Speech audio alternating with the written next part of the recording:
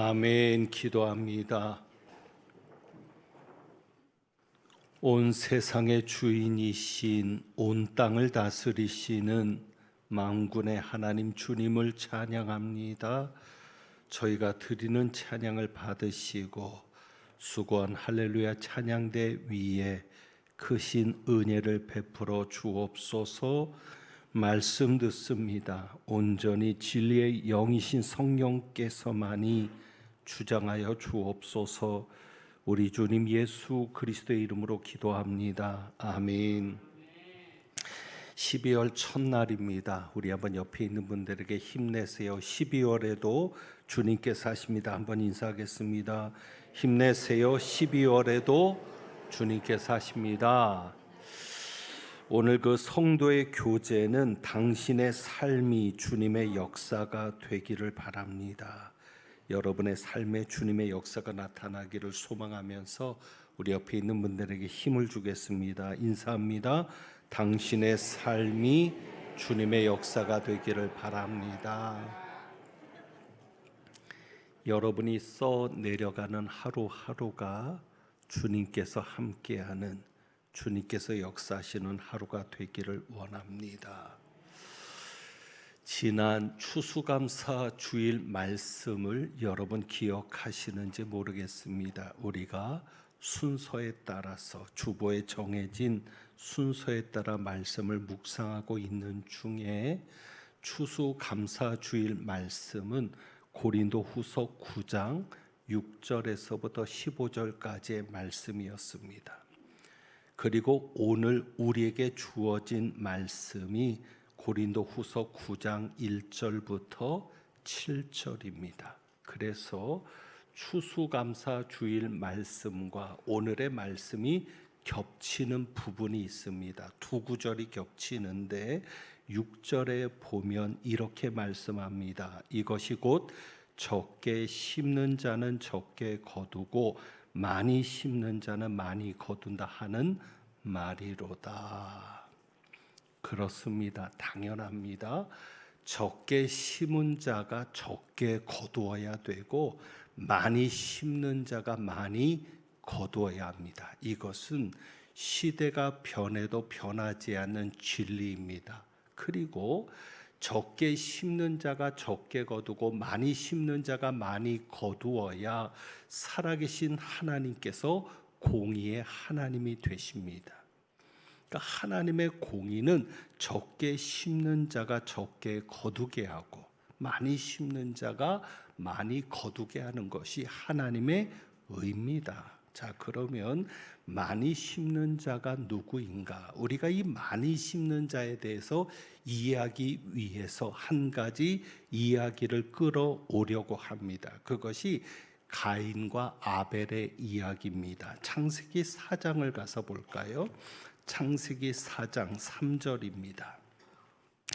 창세기 4장 3절 보면 세월이 지난 후에라고 되어 있습니다. 아담과 하와가 두 아들을 낳는데 가인과 아벨입니다. 가인은 농사를 지었고 아벨은 양을 쳤습니다. 그리고 어느 정도의 시간이 지났는지는 모르겠습니다. 세월이 지난 후에 하나님 앞에 그 두 아들이 제사를 드리게 됩니다. 그래서 가인은 땅의 소산으로 제물을 삼아 하나님께 드렸습니다. 그리고 4절에 아벨은 양의 첫 새끼와 기름으로 하나님 앞에 제물을 드렸습니다. 우리가 아는 대로 하나님께서는 아벨의 제사는 받으셨고 가인의 제사는 받지 않으셨습니다. 그래서 우리는 무엇을 드렸는가를 중요하게 여기면서 생각하게 됩니다. 그것이 우리가 길들여진 방식입니다.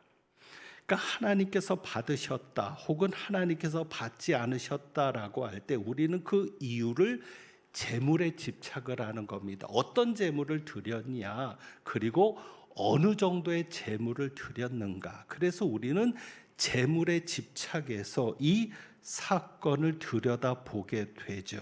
자, 그런데 무엇을 드렸는가가 중요하겠습니까? 하나님께서 누구의 제사는 받고 누구의 제사는 받지 않으시는 이유가 재물 때문이겠습니까? 우리는 그렇게 길들여진 거예요. 재물의 문제다. 그래서 그 재물의 문제를 가지고 말씀을 보니까 아벨은 양의 첫 새끼로 드려서 하나님이 받으신 거다, 이렇게 해석을 합니다.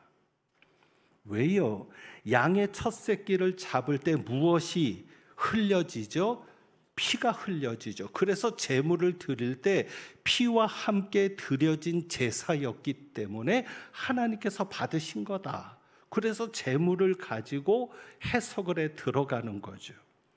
그러니까 아벨의 제사는 피와 함께 드려진 제사여서 하나님이 받으셨는데, 이것은 유월절 어린 양 되신 예수님의 희생을 예표하는 것이다 라고까지 해석을 합니다. 예수님께서 유월절 어린 양으로 희생 제물이 되셨는데, 그것을 보여주는 창세기의 예표가 아벨의 제사다. 여러분, 예수 그리스도의 보혈은 굉장히 중요합니다. 우리의 구원에 있어서 예수님의 피는 아주 중요한 문제입니다. 그러나 그 예수님의 피의 중요성을 말하기 위해서 아벨의 제사를 꺼내올 필요가 있다, 없다? 없다. 아벨의 제사에서는 어느 부분도 그리스도의 피를 생각하게 하는 것은 없습니다. 굳이 예수님의 보혈의 중요성을 강조하는 많은 성경 말씀이 있음에도 불구하고 굳이 아벨의 제사를 가지고 이야기할 필요는 없다. 만약에 제물 때문에 하나님께서 받지 않으셨다면 가인의 제사도 문제가 됩니다. 왜? 가인은 무엇으로 하나님 앞에 드렸어요? 땅에 소산으로, 농사짓는 자였으니까 곡식으로 하나님 앞에 드렸습니다. 그러면 곡식으로 드리는 제사는 하나님이 받지 않습니까? 아닙니다. 레위기의 제사에 보면 곡식으로 드리는 제사가 있습니까? 없습니까? 있습니다. 소제가 있습니다. 그렇기 때문에 누구는 양으로 드려서 하나님이 받으신 거고, 누구는 곡식으로 드려서 받지 않으신 거다라고 말할 수는 없습니다. 왜 하나님께서 아벨의 제사를 받으셨는가라고 생각할 때 우리가 아벨의 제사를 받으신 이유를 알 수 있는 성경 구절이 있습니다. 그것이 히브리서 11장 4절입니다. 히브리서 11장 4절은 이렇게 말하죠. 믿음으로 아벨은 가인보다 더 나은 제사를 드렸다. 그러니까 더 나은 제사가 어떤 제사예요? 가인보다 더 나은 제사가 되었던 이유는 어떤 제사였기 때문입니까? 믿음으로 드리는 제사. 그러니까 하나님께서 아벨의 제사를 받으신 것은 제물 때문이 아니라 아벨이 믿음으로 드리는 제사였기 때문입니다. 이것은 우리에게 시사하는 바가 크죠. 여러분이 오늘 예배를 드리는데 여러분이 드리는 예배를 하나님이 다 받으시면 좋겠는데, 누구는 믿음으로 예배를 드리지만 누구는 믿음이 없이 예배를 드릴 수 있거든요. 그러니까 중요한 것은 믿음으로 드리는가의 문제죠. 그러면 믿음으로 제사를 드리는 것이 무엇을 말하느냐죠. 그럼 어떻게 제사를 드려야 믿음으로 드리는 제사냐 하는 것입니다. 이것은 방법의 문제가 아닙니다. 왜냐하면 히브리서 11장 4절의 말씀을 보면 이렇게 이어집니다. 그가 믿음으로 제사를 드려서 의로운 자라는 증거를 얻었다라고 말씀합니다. 그러니까 아벨이 믿음으로 제사를 드려서 하나님 앞에 의로운 자라 하는 증거를 얻었다는 겁니다. 여러분, 이 말씀을 잘못 오해하면 안 되는 게, 아벨이 제사를 제대로 드렸기 때문에 의로운 자가 된 것이 아닙니다. 순서가 바뀌어져야 합니다. 어떻게 해요? 아벨이 의로운 자였기 때문에 하나님 앞에 무엇으로 제사를 드릴 수 있었다? 믿음으로 제사를 드릴 수 있었다. 그래서 아벨이 의로운 자인데, 의로운 자라 하는 것이 눈으로 보입니까? 안 보입니까? 안 보여요. 살짝 여러분 곁눈질하고 보세요. 도대체 이 사람이 믿음이 있는가 없는가? 기왕 예배를 드릴 때 믿음 있는 사람 옆에 앉기를 바랍니다. 달리기 할 때도 잘 달리는 사람하고 달려야 그래도 속도가 좀 나오는 것처럼 믿음 있는 사람과 친해지면 좋은데 그러면 믿음 있는 사람이 누구냐가 안 보이잖아요. 의로운 자가 누구냐가 안 보이죠. 그런데 아벨이 의로운 자라는 증거가 나타난 것이 뭡니까? 하나님 앞에 믿음으로 제사를 드렸다는 것이죠. 그래서 믿음으로 제사를 드려서 의로운 자가 된 것이 아니라 아벨은 의로운 자였기 때문에 믿음으로 제사를 드릴 수 있었다는 겁니다. 그럼 반대로 가인은 불의한 자였기 때문에 믿음으로 제사를 드릴 수가 없었던 겁니다. 결국은 재물의 문제가 아니라 누구의 문제다? 제사를 드리는 사람의 문제다. 누가 제사를 드리느냐가 다르다는 것이죠. 그래서 가인의 정체가 드러나는 겁니다. 5절에 보면 가인과 그의 재물은 받지 아니하신지라. 그리고 나서 가인의 본색이 드러납니다. 어떻게 해요? 가인이 몹시 분하여 안색이 변하니. 하나님이 그 제사를 받지 않으니까 그 일을 통해서 본색이 드러나요. 정체가 탄로나는 거예요. 숨겼던 정체가 분노하는 겁니다. 안색이 변하는 겁니다. 여러분, 화를 잘 내는 사람일수록 좋은 사람은 없습니다. 쉽게 분노하는 사람 중에 좋은 사람은 없어요. 그리고 말하죠. 난 뒤끝은 없어. 자기는 뒤끝이 없을지 몰라도 그 분노의 화살을 맞은 사람은 화병에 걸릴 수도 있는 겁니다. 그래서 성령의 9가지 열매 중에 뭐가 있어요? 인내가 있는 거예요. 온유가 있는 거예요. 가인은 원래 그런 사람이었던 겁니다. 그래서 성경도 이것을 정확하게 기록하고 있습니다. 자, 4절을 보시면 창세기 4장 4절. 아벨은 자기도 양의 첫 새끼와 그 기름으로 드렸더니 하나님께서 누구와 누구의 제물은 아벨과 그의 제물은 받으셨으나. 하나님께서 제물만 받으셨다고 합니까? 아벨도 받으셨다고 합니까? 아벨을 받은 게 먼저고, 아벨이 하나님 앞에 받아들여질 만한 믿음의 사람이었기 때문에 아벨이 드리는 제물도 받아진 겁니다. 성경은 그것을 명확히 하고 있는 겁니다. 가인도 마찬가지입니다. 5절에 가인과 그의 제물은 받지 아니하셨다. 가인이 하나님 앞에 받을 만한 사람이 아니었기 때문에 가인이 드린 그 제물도 믿음의 제물이 아니었던 거죠. 그래서 하나님께서 이렇게 말씀합니다. 7절에요. 네가 선을 행하면 어찌 낯을 들지 못하겠느냐. 결국 가인은 뭐예요? 선을 행하는 자가 아니었던 거예요. 네가 선을 행하는 자였으면 얼굴을 들지 못할 일이 무슨 일이 있겠느냐라는 것이죠. 우리가 여기에서 중요하게 정리되는 것이죠. 가인은 하나님 앞에 악을 행하는 자였습니다. 믿음의 사람이 아니었습니다. 그렇기 때문에 하나님께 제물을 드릴 때도 제대로 드릴 수가 없었던 겁니다. 그러니까 결국 제물의 문제가 아니라 사람의 문제였던 겁니다. 그러니까 오늘 고린도 후서로 돌아가서도 마찬가지입니다. 많이 심는 것과 적게 심는 것도 재물의 문제가 아닙니다. 지난번 추수감사주일 때도 잠깐 언급했지만 이것은 재물의 문제가 아닌 거예요. 여러분이 재물에 관심을 가지고 보면 그럼 많이 심는 것은 헌금을 많이 하는 겁니까? 적게 심는 것은 헌금을 적게 하는 겁니까? 헌금을 많이 하는 자가 많이 거두고 적은 액수의 헌금을 하면 적게 거두는 겁니까? 분명히 많이 심고 적게 심는 것은 헌금의 문제입니다. 왜냐하면 고린도서 8장과 9장이 헌금을 다루고 있기 때문입니다. 그러니까 이 8장과 9장이 이어지는 장인데, 자, 8장 2절을 보면 연보라는 단어가 나오죠. 마게도냐 교회들에게 주신 은혜를 사도 바울이 고린도 교회에 알리는 내용입니다. 그러면서 이렇게 말합니다.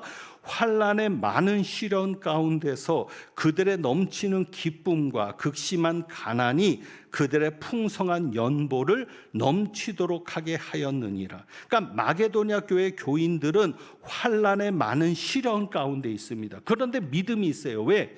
환난과 시련이 있는데도 그들은 어떻게 했습니까? 넘치는 기쁨이 있었습니다.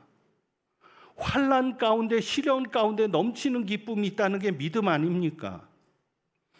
그리고 그들은 가난했습니다. 극심한 가난이 있음에도 불구하고 풍성한 연보를 넘치도록 하게 했습니다. 자, 그러면 여기서도 우리가 알 수 있는 게 뭐예요? 가난했는데 풍성한 연보를 했다? 결국은 이 풍성한 것은 액수의 문제가 아니라는 거죠. 어떻게 가난한 사람이 풍성한 연보를 합니까? 예수님께서 과부의 2 렙돈을 칭찬합니다. 전부를 얻었다고 말씀합니다. 액수의 문제가 아니었습니다. 어떻게 가난한데 풍성한 연보라고 할 수 있습니까? 결국 무엇의 문제다? 사람의 문제다. 그래서 여기 연보라는 말이 나오고요. 그 다음에 20절에 보면 거액의 연보라는 표현을 합니다. 이 거액의 연보에 대하여. 그리고 9장 5절에도 연보라는 단어가 나옵니다. 참 연보답고. 오늘 오랜만에 나오신 분 중에 불편한 분이 있을 수 있습니다. 모처럼 교회 나왔더니 헌금 설교하시네. 저희 교회 처음 나온 분 중에 야, 이 교회는 헌금을 강조하는 교회구나. 저 헌금 설교 거의 안 합니다.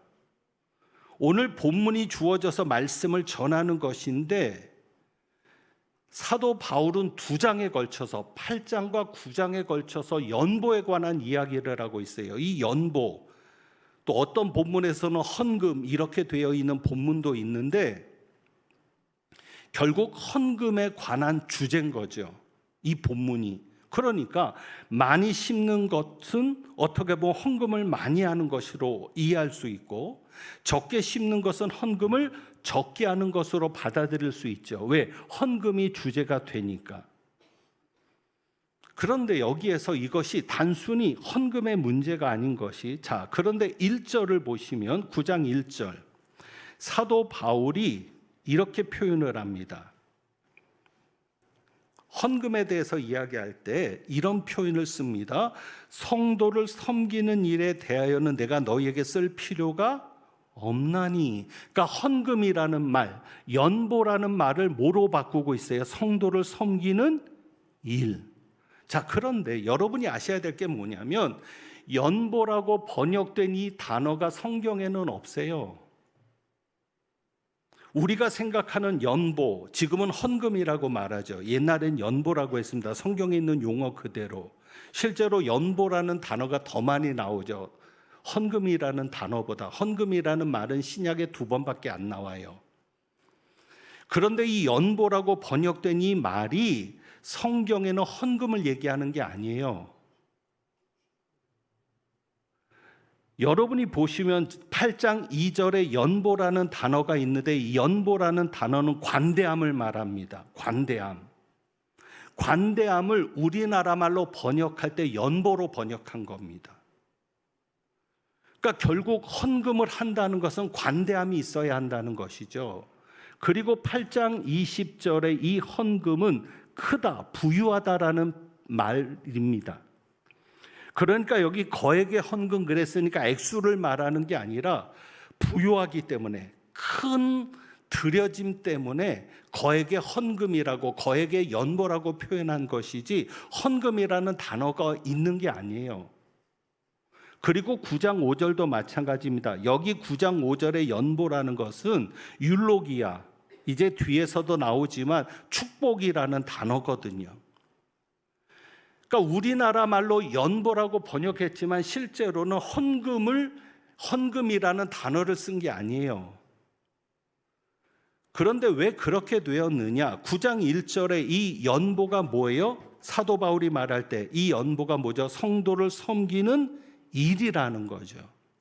그러니까 그 당시 초대교회는 헌금이 없는 거죠. 헌금 시간이 없는 거예요. 구약에는 하나님 앞에 드리는 전통이 있죠. 11조부터 해가지고 하나님 앞에 제물을 드리는 전통이 있지만 그것이 초대교회가 시작되면서 헌금 시간을 우리처럼 가진 게 아닙니다. 지금 사도 바울이 연보를 말하는 이유는 예루살렘에 있는 교인들 때문입니다.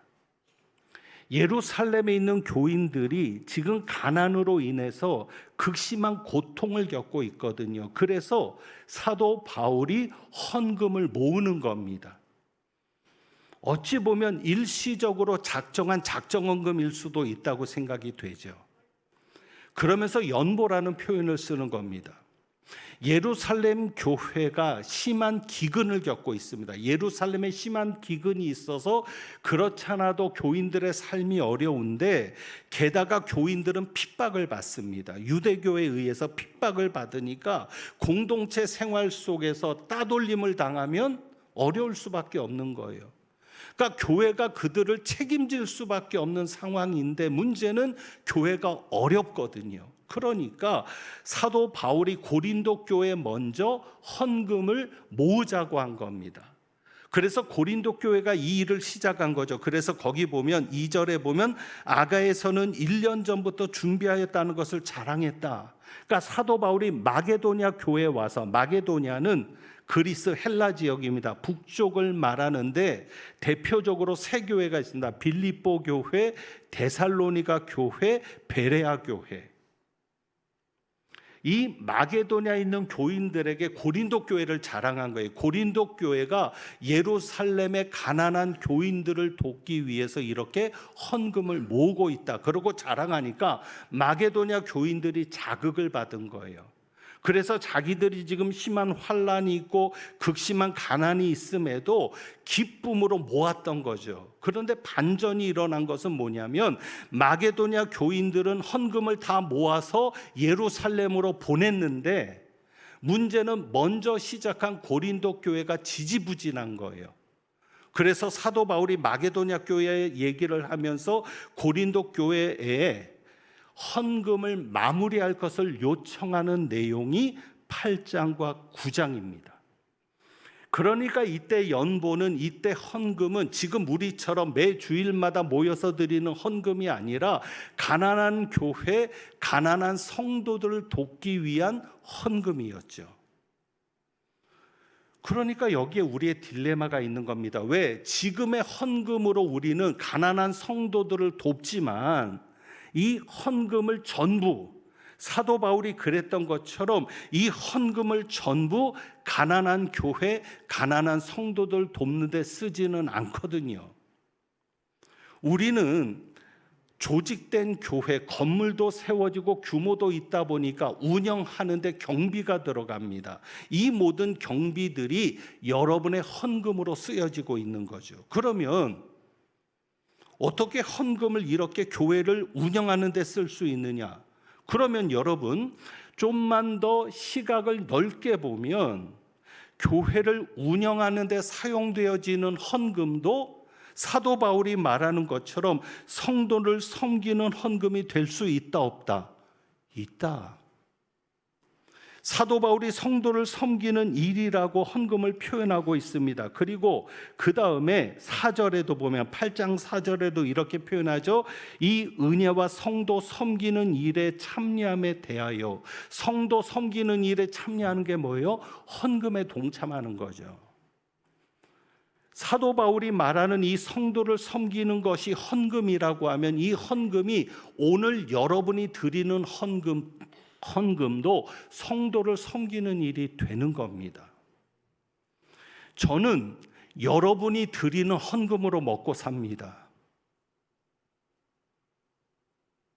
그래서 저는 외부에 나가서 강사 사례를 받으면 다 헌금합니다. 제 중심은 뭐냐면 여러분이 주는 것으로 먹고 살려고 하는 겁니다. 제가 밖에 나가서 벌어오는 게 아니라 제가 먹고 사는 건 여러분이 주는 것으로. 그러면 여러분으로 인해서 우리 교역자들이 생활을 하는데 그러면 그것은 성도를 섬기는 일이 아닙니까? 저희를 통해서 성도가 섬겨진다면 그것도 성도를 섬기는 일에 쓰여지는 거고요. 관리비가 많이 나갑니다. 난방비 들어가죠, 냉방비 들어가죠, 전기료 들어가죠, 수도료 들어가죠, 가스 들어가죠. 그리고 여러분을 동원하는 게 싫어서 청소를 하는 분 2분을 저희가 씁니다. 그래서 여러분이 보시면 항상 교회가 깨끗한 이유는 그겁니다. 그분들이 항상 청소하기 때문입니다. 그러면 우리의 헌금을 가지고 교회 관리를 위해서 쓰니까 이거는 성도를 섬기는 일이 아닙니까? 그래서 여러분이 깨끗하게 지내고 여러분이 편안하게 지낼 수 있다면 그것도 역시 성도를 섬기는 일에 헌금을 사용하는 것 아닙니까? 저희가 이자가 많이 나갑니다. 그 이자는 본당을 짓고 이제 본당 빚은 1월이 되면 다 갚습니다. 이제는 과관련센터 빚만 남습니다. 그러면 그 과관련센터 빚 이자가 나가고 원금이 나가는 것이 어떻게 교회가 교인들의 헌금을 가지고 은행에 갖다 줄 수 있느냐? 그렇게만 생각하십니까? 그 건물이 세워져서 우리 아이들이 편안하게 생활하고 있습니다. 교육받고 있고 여러분도 편안하게 각 층에 있는 화장실을 사용하고 그리고 카페에서는 교회 나오지 않는 이들, 믿지 않는 이들도 자연스럽게 교회 안으로 들어와서 교회의 땅을 밟고 갑니다. 이런 모든 것이 성도를 섬기는 일 아닙니까? 결국은 고린도 교회에서 보여진 것이나 지금 우리가 헌금을 가지고 사용하는 것이나 다 성도를 섬기는 일에 사용되고 있다.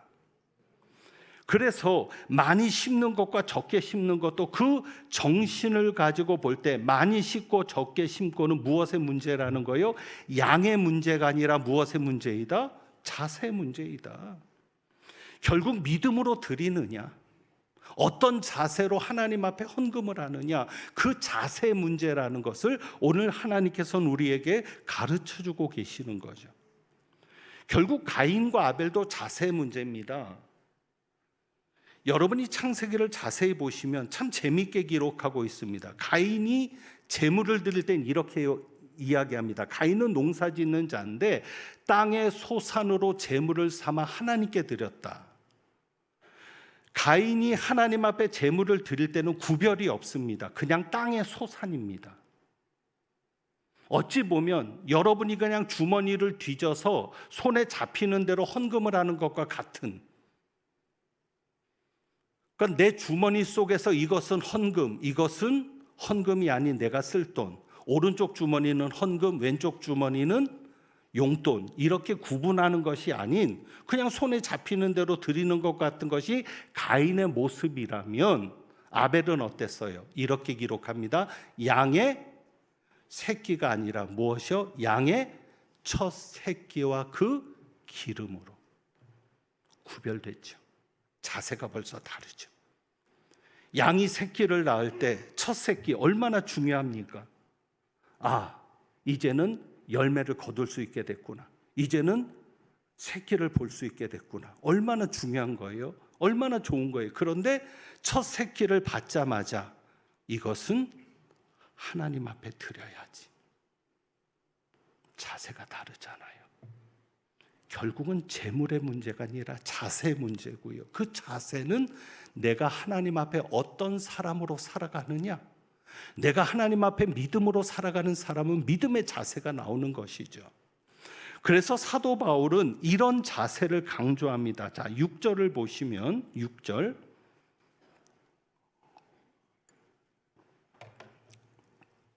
이것이 곧 적게 심는 자는 적게 거두고 많이 심는 자는 많이 거둔다는 말이로다. 자, 그래서 적게 심고 많이 거두는 것을 얘기할 때 이것이라고 말합니다. 이것이 뭐냐? 5절인 거죠. 5절에 나옵니다. 이것이, 그래서 이렇게 말하죠. 내가 이 형제들로 먼저 너희에게 가서 너희가 전에 약속한 무엇을? 연보를 미리 준비하게 하도록 권면하는 것이 필요한 줄 생각하였노니, 연보를 미리 준비하게 내가 권면한 것이 필요한 줄로 생각했다. 그리고 이렇게 얘기합니다. 이렇게 준비하여야 참 연보답고 억지가 아니니라. 이것이 곧 적게 심는 자는 적게 거두고 많이 심는 자는 많이 거둔다는 말이로다. 자, 그러면 많이 심는 자가 누구예요? 준비하고 헌금을 드리는 자가 많이 심는 자죠. 액수의 문제가 아닌 거예요. 헌금 생각하지 않고 와서 교회 와가지고 그때부터 헌금을 뒤적뒤적 찾는 게 아니라 내가 내일 예배 드리러 가야지, 하나님 만나러 가야지 준비하면서 미리 단돈 1,000원이라도 미리 떼어놓고 그렇게 준비하고 드리는 헌금이 많이 심는 헌금이라는 것이죠. 그러니까 준비하고 드리는 헌금이 많이 심는 헌금이고 준비 없이 드리는 헌금이 적게 심는 건데 결국은 마음의 자세 문제 아닙니까? 그러면 어떻게 준비하지 않고 드리게 되느냐? 그것이 이것이죠. 자, 5절입니다. 이렇게 준비하여야 참 연보답고 억지가 아니니라. 준비해서 드리지 않는 사람은 어떻게 드려요? 억지로 드리는 거예요. 교회 왔으니까 드리고, 목사니까 헌금하고, 장로니까 헌금해야지. 이렇게 억지로 하는 것은 많이 심는 게 아닙니다. 그런데 그 억지로 한다는 단어를 보면 2절을 보세요. 5절에 보면 2번 억지가 아니니라 괄호 2번 해놓고 그 밑에 보면 뭐라고 돼 있어요? 또는 탐심이, 그러니까 억지로 할 수밖에 없는 이유, 준비한 헌금을 드리지 못하는 이유는 무엇 때문에? 탐심 때문에, 욕심 때문에. 돈이 아까운 거예요. 돈이 아까워서 안 하고 있다가 억지로 하게 되는 거죠. 결국 욕심 때문인데, 자, 여기에서 여러분 5절에 보면 1번, 아까 제가 말씀드린 게 그거죠. 자, 5절 참 연보답고 해서 연보라고 할 때 1번 보면 헬라어로는 무슨 단어가 연보라는 거예요? 복. 복이라는 단어를 연보라는 단어로 번역을 했다는 거예요. 왜 헌금을 복이라고 했을까? 하나님 앞에 헌금을 드리면 무엇을 받기 때문에? 복을 받기 때문에. 자, 그런데 여러분 중요한 것이 있습니다. 결국 우리가 욕심 때문에 미리 준비하지 못하고 억지로 헌금을 하게 되는데 그것은 액수가 크든 얼마가 되든 하나님 앞에는 적게 심는 것인데, 자, 그러면 한번 이런 경우 11조해야 복 받는다. 그래서 11조를 했으면 그것은 많이 심는 겁니까? 적게 심는 겁니까? 적게 심는 거. 왜? 복 받기 위해서 11조 한 것도 결국 뭐 때문에 하는 거예요? 욕심 때문에 하는 거잖아요. 11조 안 하면 망한대. 그래서 나는 11조에 망하지 않으려고, 결국 망하지 않으려고 11조 하는 것도 무엇 때문에? 내 욕심 때문인 거죠. 결국은 모든 동기가 나 때문이면, 내가 망하지 않고 건강하고 우리 집이 잘 되기 위해서 하나님 앞에 드리는 거는 결국은 탐심에서 나오고 욕심에서 나온 것이기 때문에 적게 심는 거고, 그럼 많이 심는 게 뭐냐? 지난번에 말씀드렸죠. 이 많이 심는다는 단어가 연보라는 단어랑 똑같은 단어를 쓰고 있는 거예요. 그래서 거기에도 3번을 보면 많이 심는 자하고 많이라는 단어가 복으로 그랬잖아요. 그러니까 똑같은 율로기아스예요. 율로기아라는 단어를 쓰는데 똑같은 단어예요. 어느 때는 복이라는 말로 번역하고 어느 때는 찬송이라는 말로 번역하고. 그래서 여러분이 하나님 앞에 드리는 이유는 하나입니다. 내가 복 받기 위해서 헌금하는 게 아니에요. 11조를 안 하면 망하니까 헌금하는 게 아니에요. 물론 11조라면 복을 받죠. 헌금하면 복을 받죠. 복이라는 단어를 헌금이라는 말로 번역했으니까. 그러나 헌금을 해서 복을 받는 것은 당연하지만 복 받기 위해서 헌금하는 것은 아닙니다. 그것은 여러분이 얼마를 했든 적게 심는 겁니다. 많이 심는 건 뭐냐? 하나님을 찬양하는 마음으로, 그냥 감사해서 내가 헌금하고 내가 봉사하고 내가 찬양하고 내가 기도하는 모든 이유가 하나님이 되어야 합니다. 그래야 하나님은 그것을 많이 심는 것으로 보십니다. 오늘 여러분이 예배 드리러 나오는 것도 예배 안 드리면 일주일에 무슨 일이 생길지 몰라. 불안해서 나왔다면 적게 심는 거예요. 감사하고 하나님 나를 살려주신 것도 감사, 우리 가정을 이만큼 지켜주시는 것도 감사. 그래서 그 이유가 하나님에게 있을 때 그것이 많이 심는 겁니다. 그래서 예수님 그 말씀하십니다. 네 보물을 하늘에 쌓아두라. 왜 하늘에 쌓아두라고 하세요? 예수님 그 다음에 말씀하시죠. 6장에 가서 보물이 있는 곳에 무엇도 있느니라. 마음도 있느니라. 보물을 하늘에 쌓아두어야 우리 마음이 하늘에 있기 때문에. 그래서 여러분의 모든 이유가 하늘에 있어야 되는 거죠. 하나님에게 있어야 되는 거죠. 결국은 마음의 문제입니다. 그래서 8장 12절에 보면 이렇게 말씀하죠. 할 마음만 있으면 있는 대로 받으실 터이요. 아멘.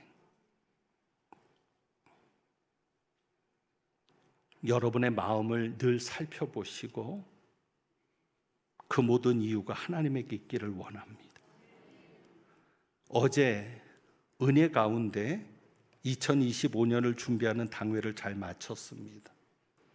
내년 4월 27일 날 항존직 선거를 합니다. 제가 연말부터 작년 말부터 강조한 이야기가 있습니다. 당회에서 이번에 그것을 확정했습니다. 11조를 하지 않으면 임직을 받을 수 없다. 왜요? 11조는 믿음의 문제거든요. 11조도 할 수 없는 믿음 없는 사람이 교회 지도자가 될 수는 없는 겁니다. 교회 지도자가 되면 어느 기관의 장이 되어서 교회에서 주는 예산, 여러분이 드리는 헌금으로 집행을 합니다. 결제를 하고. 그런데 본인은 11조도 안 하고 헌금도 안 하면서 다른 교인들이 드린 헌금을 가지고 쓴다? 말이 안 되는 겁니다. 결국은 마음의 문제죠. 그래서 마음이 하나님에게 있고 액수의 문제가 아니라 마음의 문제고 자세 문제니까 정말 믿음이 있다면 하나님의 것을 구별하지 않을까. 그래서 오늘 말씀 8절입니다. 하나님이 능히 모든 은혜를 너에게 넘치게 하시나니. 여러분 세상 관계에서도요 얻어먹기만 하는 사람이 있어요. 보면 한 번도 사는 적 없어요. 하다못해 커피 한 잔도 안 사는 사람이 있어요. 여러분 그 사람의 인격이 좋아 보입니까?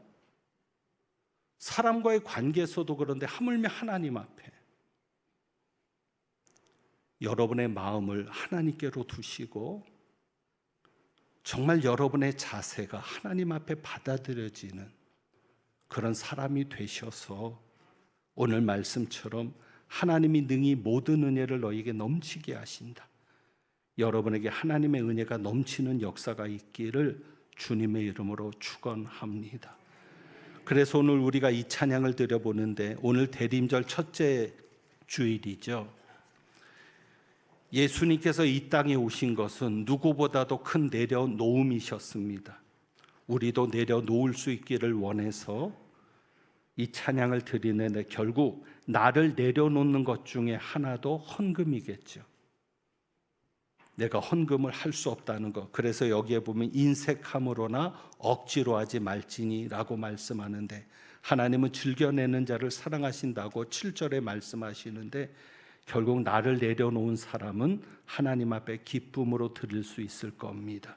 그래서 이런 가사를 여러분들이 생각하시면서 그리고 우리가 주님께 사십니다 인사라는데 내려놓은 가사 중에 이런 가사가 있습니다. 나를 버리고 그의 길을 가는 것, 세상 그 무엇보다 어려운 내려놓음. 그 다음에 내 안에 예수 그분만 생각할 때 하늘에 그 손이 일하시네. 주님께서 언제 하십니까? 내 안에 계신 예수님을 생각할 때. 그래서 여러분이 어려운 환경이나 형편 보지 마시고 여러분 안에 살아계신 예수님만 생각할 수 있는 그런 사람 되도록, 그래서 주님이 일하시는 것을 경험하고자 하는 그 간절함을 가지고도 우리가 한번 이 찬양 드리고 내려놓은 여러분들을 하나님은 지켜주실 겁니다. 그래서 내려놓음과 하나님은 너를 지키시는 자 함께 이어서 찬양합니다.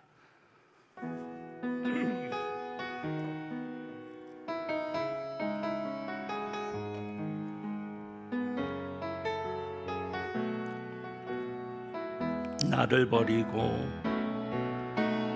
나를 버리고 그의 길을 가는 것 세상 그 무엇보다 어려운 내려놓음 내 안에 예수 그분만 생각할 때 하늘의 그 손이 일하시네. 그분의 마음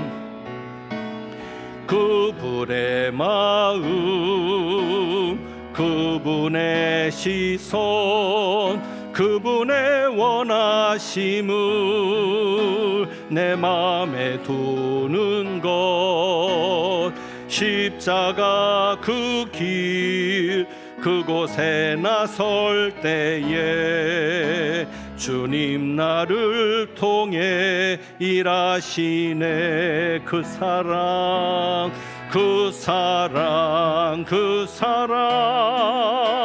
나를 살리신 그 사랑 하늘의 모든 영광 다 내려놓으신 내 삶도 그렇게 내려놓습니다.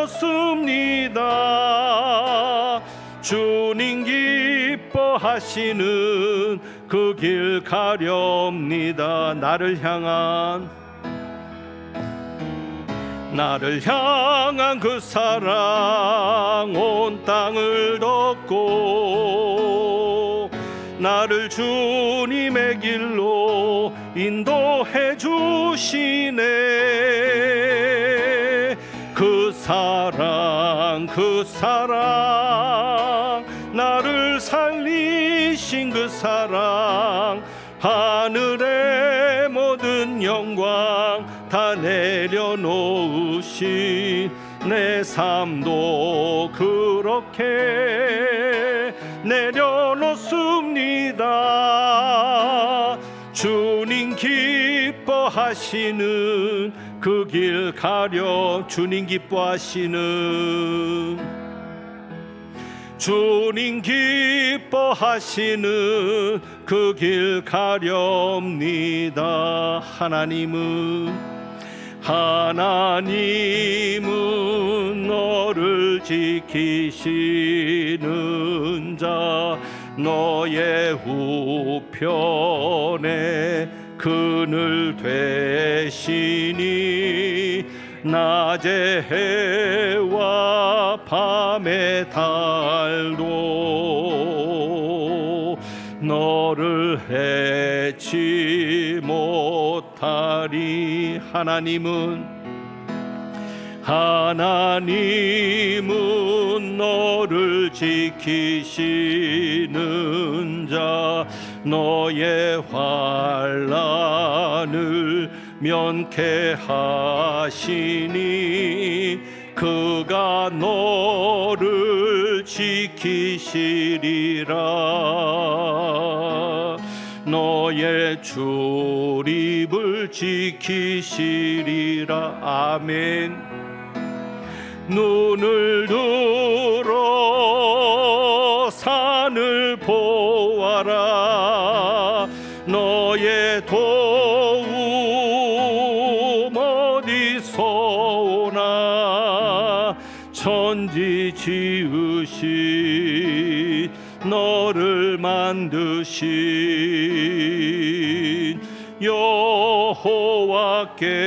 여호와께로다. 눈을 들어 산을 보아라. 너의 도움 어디서 오나. 천지 지으신 너를 만드신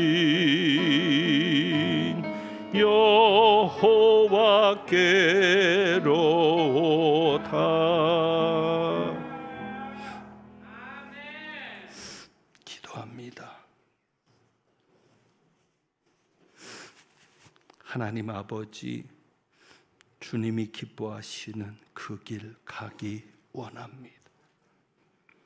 때 아닌 폭설에 많은 이들의 삶이 무너졌고 앞으로도 어떤 재난이 닥쳐올지 모르는 이때, 갈수록 살기가 어려워지는 이때 정말 주님 아니면 살 수 없음을 고백하고 이런 어려움을 통해서 주님이 기뻐하시는 삶으로 인정받는 저희들 되기를 원합니다. 주님이 원하시는 마음, 주님이 원하시는 삶의 자세, 믿음으로 살아가는 저희들 되도록 주여 도와주시옵소서. 환경 보지 않고 사람 보지 않고 내 안에 사시는 주님을 바라보게 하셔서 오늘도 주님 앞에 드리는 이 헌금이 주님만을 바라보고 사는 저희들의 신앙 고백이오니 하나님께서 많이 심은 것으로 받아주시고 많이 심은 자가 많이 거둔다 하셨으니 정말 아버지께서 많이 거두게 하셔서 그 결과들이 믿지 않는 가족들, 친척들, 또 친구들, 동료들에게 살아계신 하나님의 증거가 되게 하여 주옵소서. 하나님은 내게 복을 주시고 너를 지키시기를 원하며 하나님은 그 얼굴 내게 비추사 은혜 베푸시기를 원하며 하나님은 그 얼굴을 내게로 향하여 드사 평강 주시기를 원하노라. 그분의 마음과 그분의 시선과 그분의 원하심을 내 마음에 두고 주님이 기뻐하시는 그 길로 가겠다고 다짐하고 소원하며 예배당을 나서 삶의 자리로 향하는 주님의 백성들 위에 그리고 이분들의 가정과 자녀 손들과 일터와 생업과 모든 삶의 현장 위에 우리를 위해 모든 것을 내려놓으시고 이 땅에 오신 우리 주님 예수 그리스도의 은혜와 예수 그리스도를 구원자로 우리에게 보내주신 아버지 하나님의 크신 사랑과 어려움 속에서도 믿음 잃지 않고 믿음으로 하나님 앞에 인정받도록 역사하시는 성령님의 교통하며 충만하게 하심이 이제부터 영원까지 함께 하시기를 축원하옵나이다. 아멘.